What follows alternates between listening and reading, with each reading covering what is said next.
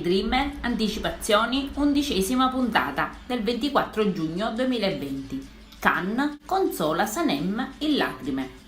Emre continuerà insieme ad Aline a cospirare contro il fratello Gian e grazie alla complicità dell'ingenua Sanem farà sapere ogni mossa di Gian alla sua amante.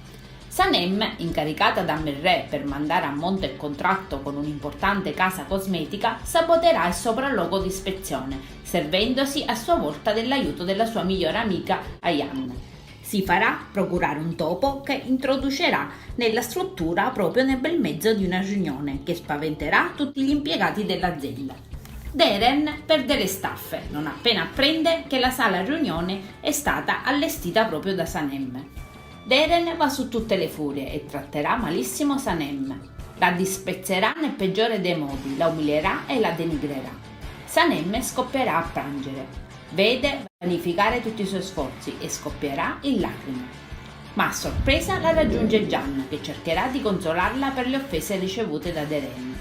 Sanem in un primo momento si mostrerà sulla difensiva e fredda, ma Khan sarà molto premuroso nei suoi confronti dopo averla sorpresa in lacrime. E lì ci saranno ancora una volta momenti di surreale tenerezza che però non serviranno a fargli far pace definitivamente. Questo atteggiamento tenero di Jean non passa inosservato all'avvocato Metin, che si accorge che Jean mostra un certo interesse per la ragazza e allora propone proprio a Sanem di essere la modella per la nuova campagna pubblicitaria. Adesso non ci resta che seguire l'episodio. Commentate pure, io vi saluto e vi aspetto al prossimo video. Bye bye!